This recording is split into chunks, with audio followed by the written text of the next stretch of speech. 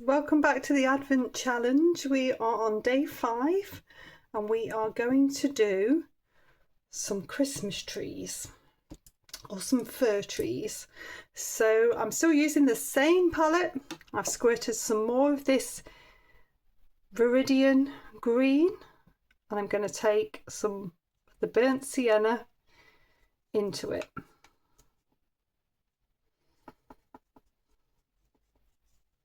Now I've already done a few Christmas tree designs. It is December coming and it is December when this comes out, so I want you to go back and look at those because there's lots of different designs you can have.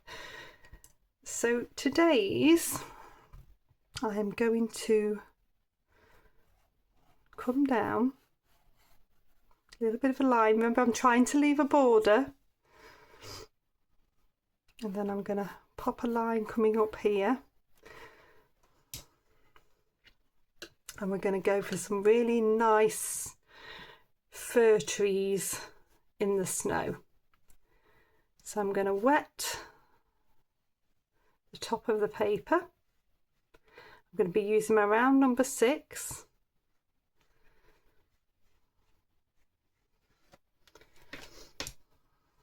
Round number 6 is already loaded with the green, so I'm just going to dip in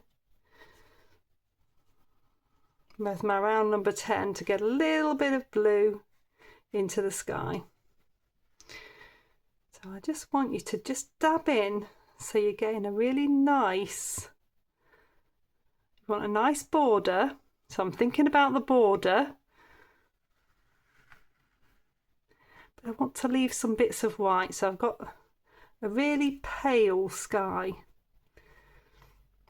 You will need to bring the blue down to the snowy edge to have effect, unless we put trees all the way through. So I've just literally dabbed and let the paint do its thing. So nice and thick. You can see how thick this colour is. And I want you to start in the middle of the tree. The reason we start in the middle of the tree is because the paint can flow from the middle. If we start at an edge and it flows too far, then we've got nowhere to go with it. Okay, this needs a tiny dab of water. It's too thick on my brush. So I need to just thin it out a little bit. And I'm going to start to flick out. So I've started in the middle of the tree. And I'm happy and comfortable that it's not flowing too far. And remember, the Christmas tree gets bigger towards the bottom. And we're going to bring these ones right the way down. So I can't really see the trunk. Bring this up.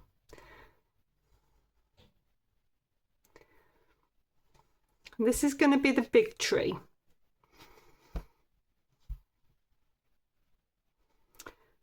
So a little flicks out.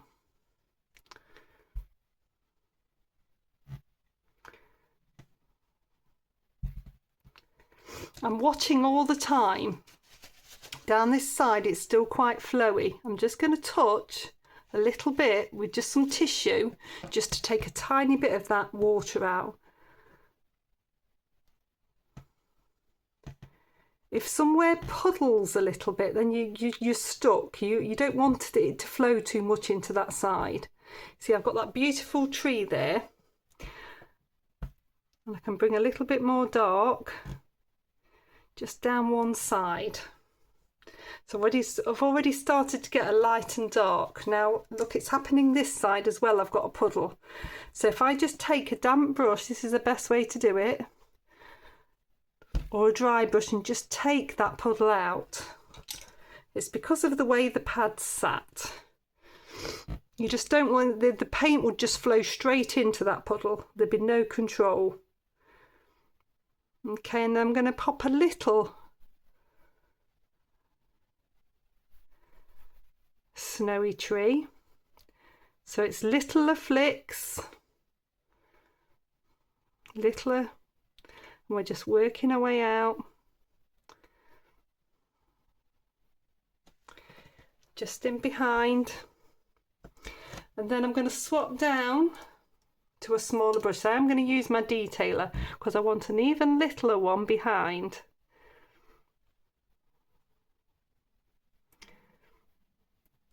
And I'm going to take less painting. So I'm moving what I've got on the brush. It's a bit drier. I just want it to look a little bit lighter, like it's misty in the distance.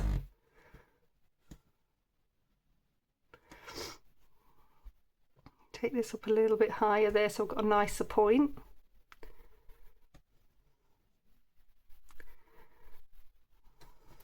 So it's really nice and simple. I've got 3 beautiful trees that have happened there. So it's settling quite nicely and the sheen's coming off the paper. There's little bits that I want to pick out. So I've come back down into my detailer brush. I want to get this nice and dark down by the snow. Definitely on this one.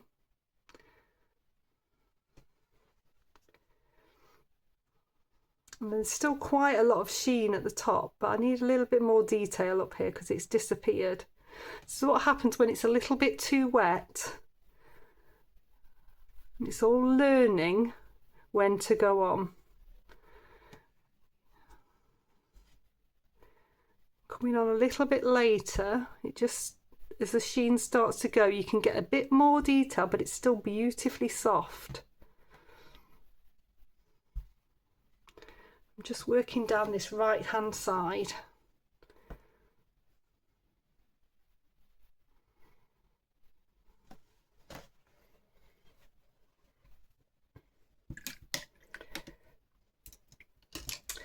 Okay, I need to make sure my brush is really, really clean because I've just been in to green and blue.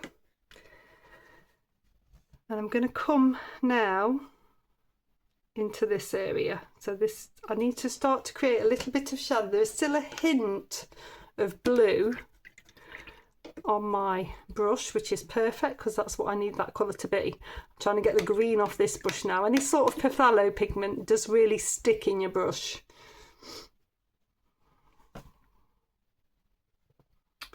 So I'm going to just come down the edge of this snow so that I've got that break between the front and the back snow.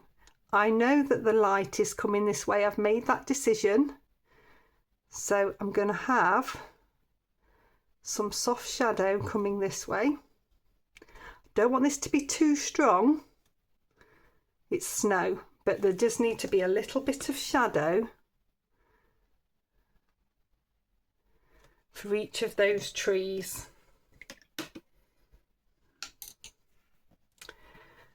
And then I'm going to come on to this section,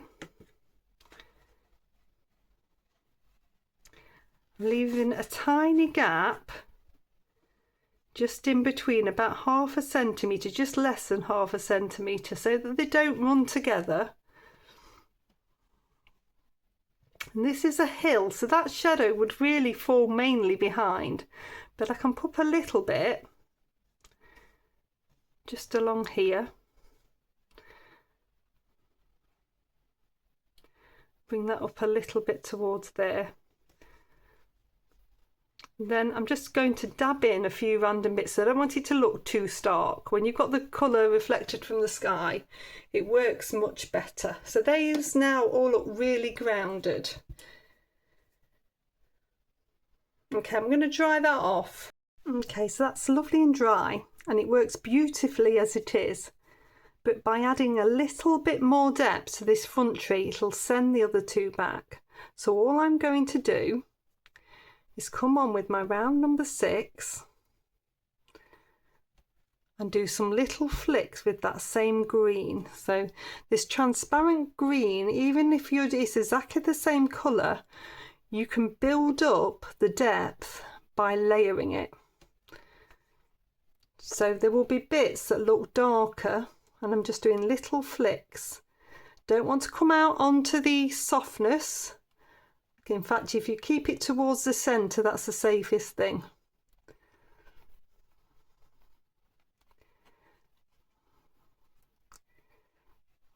And take a little bit more towards the bottom there, and that's just giving it a bit more power, and that brings that one forward in comparison to the others.